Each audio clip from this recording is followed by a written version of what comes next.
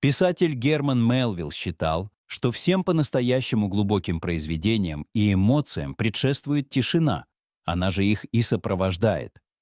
Опыт тишины чрезвычайно важен для нашей жизни. Он делает ее творческой, наполненной гармонией и смыслом. Неудивительно, что через сотни лет после Христа, Мухаммеда и Будды современные нейробиологи и лингвисты приходят к сходным выводам относительно практик молчания. Меняется лишь язык описания феномена. Недавно американские ученые из университета Дьюка всерьез взялись за изучение феномена молчания и его влияния на организм. Как водится, первыми участниками эксперимента стали лабораторные мыши. Замеры показали, что в изолированной от звуков среде у мышей изменяется структура нервной деятельности мозга. Прежде всего, это касалось лимбической системы, области головного мозга, где формируются эмоции, стремление к изучению новых вещей и консолидирующая память. Уже после 2 часов в этой зоне начинался рост новых клеток, которые дифференцировались в нейроны и органично интегрировались в нервную систему.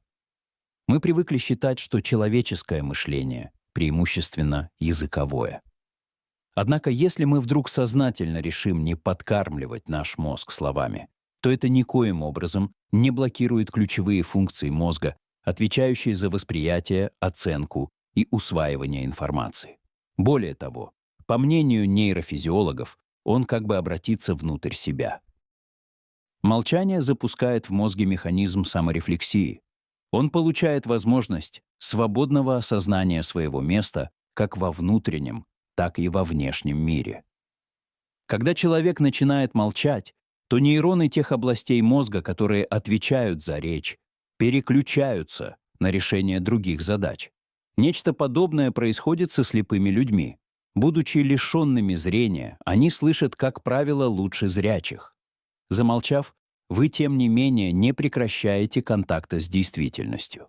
Например, ваш слух не отключается.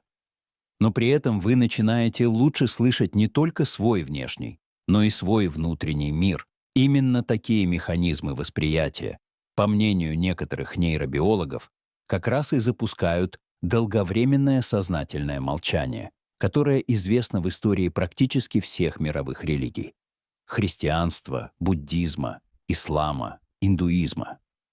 Сегодня их опыт духовного очищения и расширения самосознания используют различные практики — ретриты и випассаны, которые становятся все более популярными. Однако на молчание можно посмотреть не только с точки зрения нейрофизиологии или личностного роста. У этого феномена есть серьезные философские, религиозные и культурные аспекты. Мы живем в очень шумном мире, потому что через разного рода шумы мы исследуем все вокруг. Слова, речь, языковое мышление очень важны человеку для понимания мира и окружающих. Но почему же тогда, по словам Авраама Линкольна, чем больше человек говорит, тем меньше его понимают? Дело в том, что для адекватного и глубокого понимания мира молчание необходимо нам так же, как и речь. Любая коммуникация, как вербальная, так и невербальная, немыслима без пауз. Именно паузы наделяют белый шум, поток нерасчлененной хаотической информации, структурированными смыслами. С философско-религиозной позиции, воспринимающей мир как текстоподобный феномен, эти паузы чрезвычайно важны.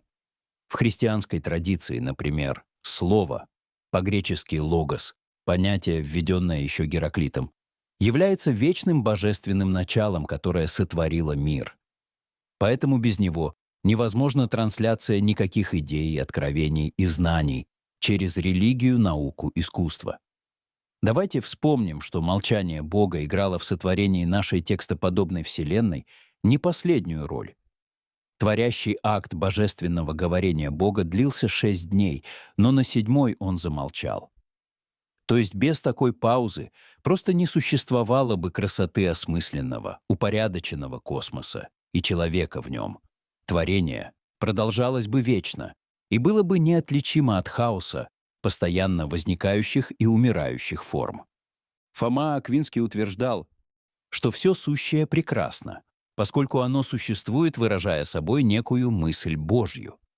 Поэтому именно молчание, поставившее окончательную точку в творении, можно считать последним окончательным словом, откровением Бога о мире и человеке.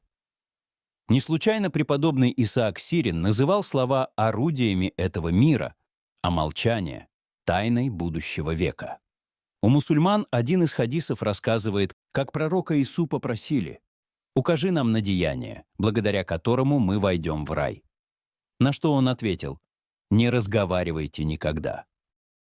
Молчание — такой же инструмент общения, как и слово. Они не противопоставлены друг другу, а неким образом слиты в едином речевом акте. Граница между ними размыта. Более того, лингвисты интерпретируют само молчание как речевой акт. Оно существует во всех языках, его невозможно избежать. И понимают это далеко не только ученые-лингвисты. У племен Западной Африки есть пословица: «Молчание — это тоже речь». Таким образом, тишина может с нами говорить только как-то иначе. Говорила же она с Лао Цзы, считавшим ее великим источником власти. Говорит она с Шекспиром в «Гамлете» «The rest is silence». Точно так же тишина говорит с человеком во время некоторых религиозных ритуалов, только через другие органы, нежели правое и левое ухо. Говорит с сознанием и душой. Однако, если молчание неизбежно, потому что оно тоже речь, если тишина скрывает собеседника, который может и хочет говорить с вами, возможно, есть смысл прислушаться к тому, что он хочет вам сообщить. Но как это сделать? Если изолировать себя от внешнего шума относительно нетрудно, то прервать внутренний диалог — задача посложнее.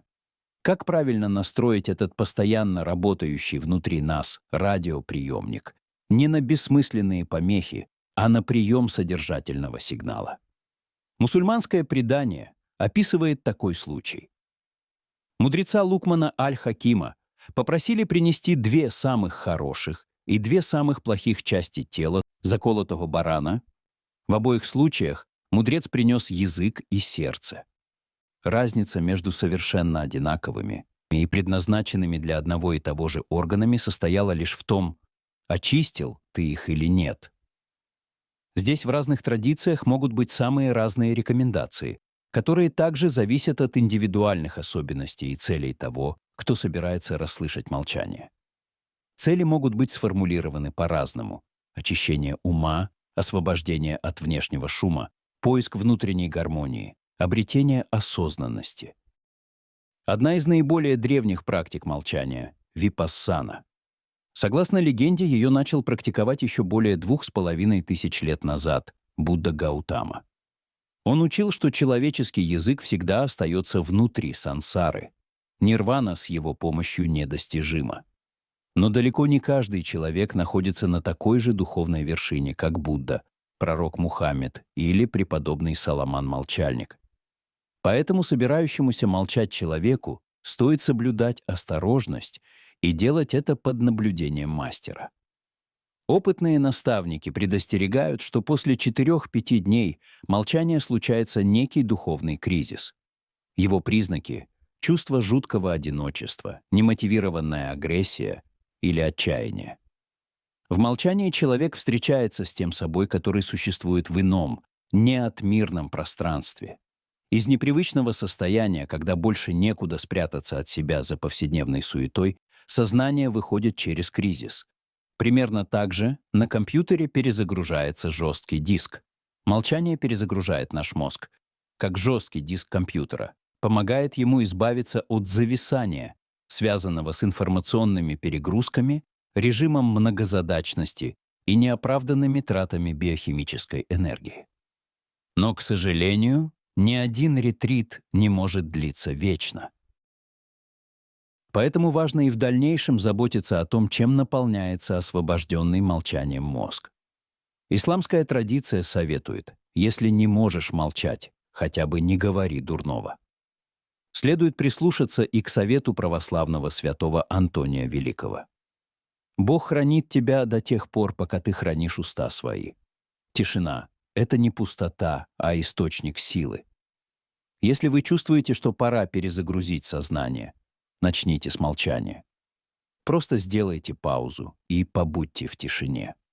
Поддержите видео лайком, подпишитесь, чтобы не пропустить новые истории о внутреннем мире и осознанности. И напишите в комментариях, что помогает вам успокоить ум.